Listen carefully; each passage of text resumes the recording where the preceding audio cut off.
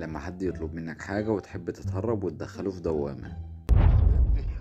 شد حيلك، ما تعملش في نفسك كده. هي ماتت في الاستبال يعني؟ يا ريت. ايوه، يعني كانت بتشتكي من كانت بتشتكي مني انا. هي ماتت ازاي؟ هي جت في الفترة الأخيرة ويا عيني نظرها ضاعف قوي. طلعت فوق السطح تنشر واحنا في الدور السابع والسطح في التاسع.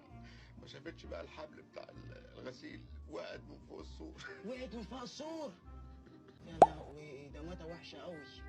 ما هو هي بتقع بقى، جت سماح الله يكرمها في آخر لحظة وشقطتها. سامح مين؟ سماح أخت زهير اللي معانا في السجن. يا حبيبتي يا شقطتها؟ هي ماتت ازاي؟ يا حبيبتي كانت بتعمل اكل وسابت انبوبه الغاز مفتوحه وما خدتش بالها بقى من الغاز. انت عارف السن، الغاز بقى مال الشقه، جت بتطلع كبريت الشقه ولعت. ماتت محروقة؟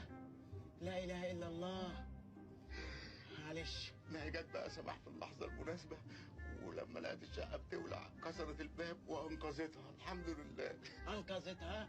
هي ماتت ازاي؟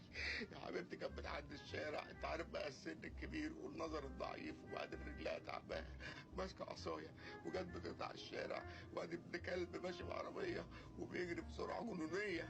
ماتت في حادثة؟ لا، ما هي قبل العربيه ما تخبطها جت سماح في اللحظه المناسبه وراحت انقذتها الحمد لله. انقذتها؟ هي ماتت ازاي؟ ما انا جاي لك في الكلام اهو. يا حبيبتي كان جالها الكلى، وبعدين بقى ايه، قعدنا ندور على متبرع كلى واتاخرنا كتير قوي، والدكتور قال كده مفيش امل، وبعدين في الاخر جالها تسمم. ماتت بالكلى؟